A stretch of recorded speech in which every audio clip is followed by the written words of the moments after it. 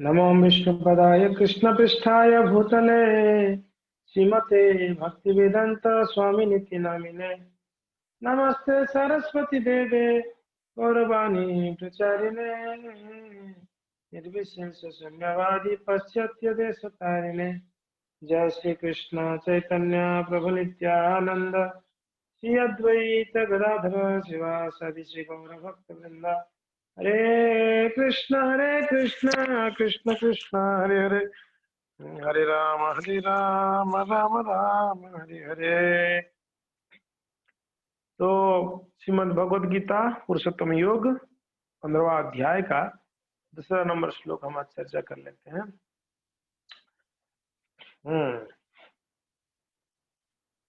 तो कोई एक भक्त हमारे पीछे अगर बोले तो अच्छा होगा।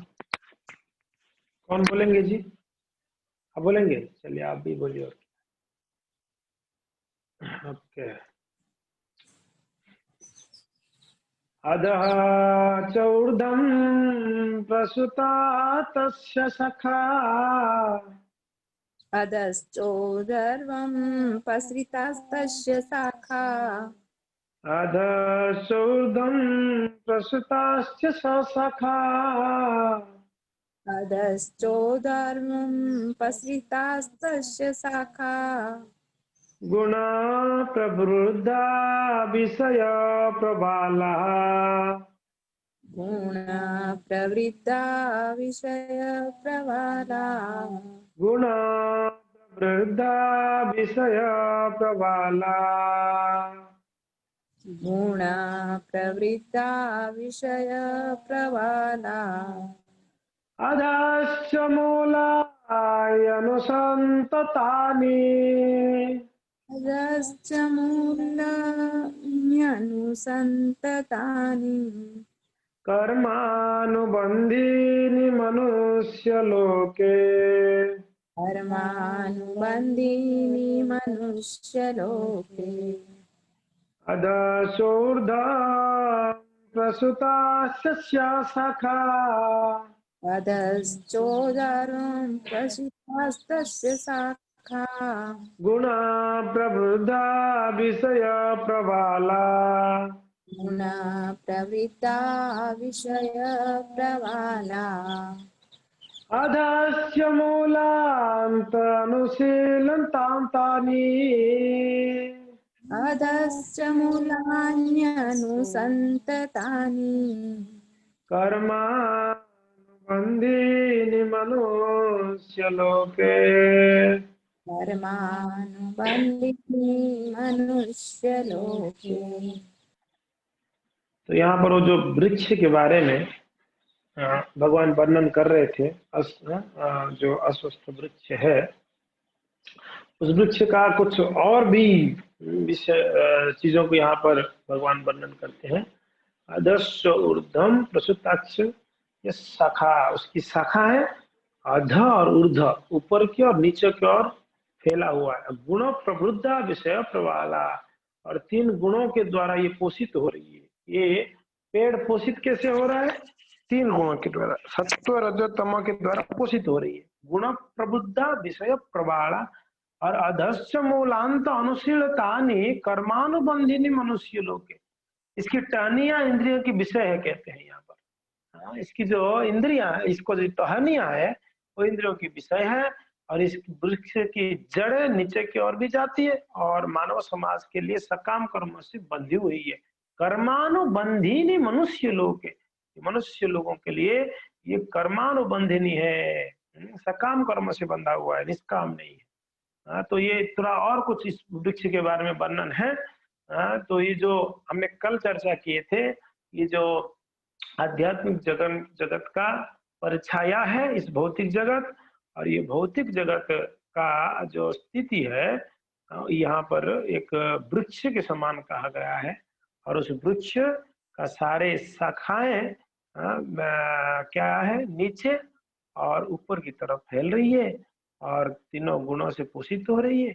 इसकी टहनियां जो है इसका विषय वस्तु है, इंद्रिय विषय है, और इसकी जड़ की इसकी वृक्ष की जड़ें नीचे की ओर भी जाती है और जो मानव समाज की सकम कर्म से बंधी हुई है। तात्पर्य प्रभुपाद जी जो बोलते हैं हम पढ़ लेते हैं।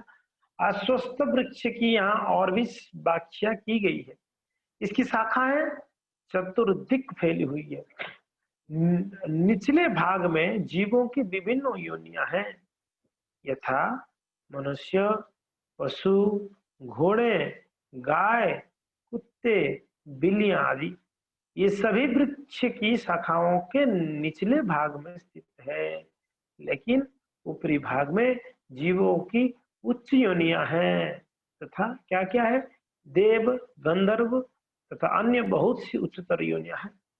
जिस प्रकार सामान्य वृक्ष का पोषण जल से होता है, उसी प्रकार ये वृक्ष प्रकृति के 3 गुणों द्वारा पोषित होते हैं। कभी कभी हम देखते हैं कि जलाभाव से कोई कोई भूखंड वीरान हो जाता है कि नहीं? कभी कभी हमें ये देखते हैं तो कोई खंड एकदम लहलहाता है। इसी प्रकार जहाँ प्रकृति के किन्हीं विशेष गुणों का अनुपातिक अधिकत्व होता है, वहां उसी के अनुरूप जीवों की योनियां प्रकट होती है। अगर तमोगुण ज्यादा है तो वहां पर तमोगुणी जीव है, अगर सतोगुण ज्यादा है उस जगह का सतोगुण जीव है। आप जाइए लंदन में, हमने सुना है कि वहां पर सूरज उगता ही नहीं। कभी कभार सूरज उगता है तो लोग सन बाथ लेते हैं। अब बताइए, तामसिक देश है, ऐसे देश को तामसिक देश कहा जा सकता है। सूरज जहाँ नहीं उगा है, सूर्य भगवान ही दिखते नहीं है, तो वो देश कितना तामसिक हो सकता है, आप समझ रहे हैं? सबसे बढ़िया देश कोई है तो हमारा भारतवर्ष है, सबसे बढ़िया देश है। अगर कहीं बढ़िया से रहने के लायक है भारत। भारत भूमि में हर एक चीज है।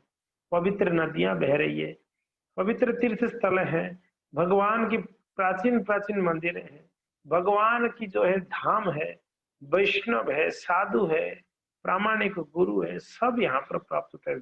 शास्त्र है, वेद है। मगर दूसरे देश में क्योंकि ना हमारे भारत में, खास करके भारतवर्ष में सतोगुण प्रवृत्त है, इसके लिए सतोगुणी लोग यहाँ पर सुबह उठेंगे तो लोग नॉर्मल, आज तो विदेशी लोगों को देख कर वो लोग जो है अपना दिनचर्या बना लिए है।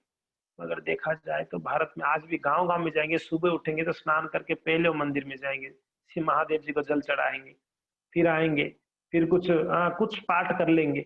हनुमान चालीसा थोड़ा पढ़ लिया, थोड़ा कुछ पाठ। ये सत्वगुणी का कार्य है जी। तमोगुणी लोग, रजोगुणी लोग ये कार्य नहीं कर पाएंगे।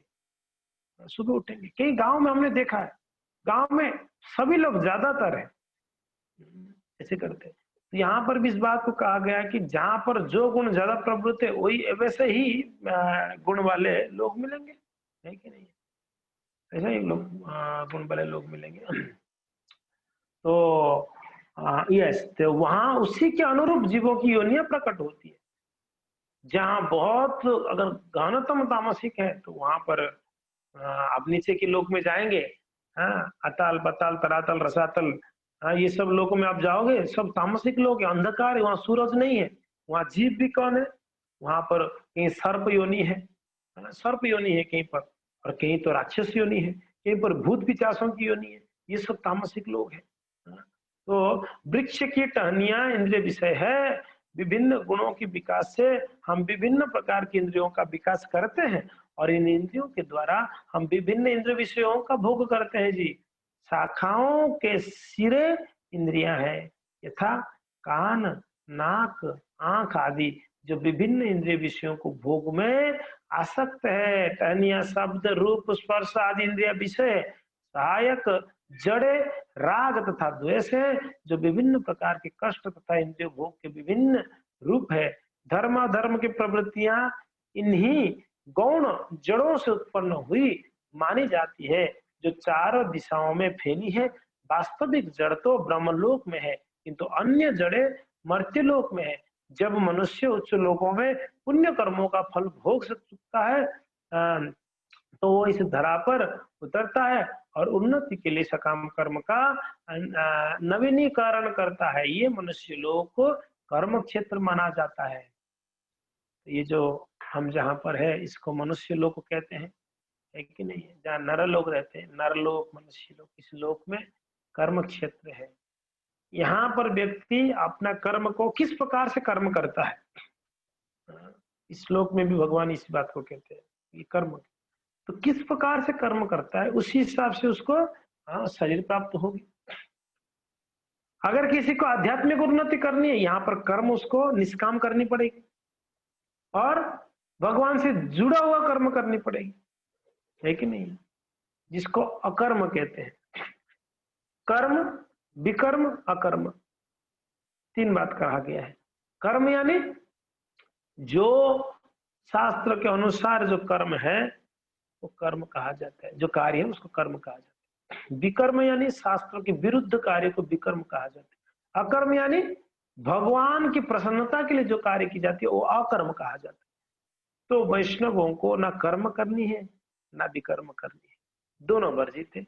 हम लोग के लिए अकर्म करनी है। कर्म भी बंधन है। कर्म यानी खास करके पुण्य कर्म आदि जो वेदों में वर्णित किया गया है, उसको सकाम कर्म कह सकते हैं। सकाम कर्म उसको जो है वो बंधन का कारण है।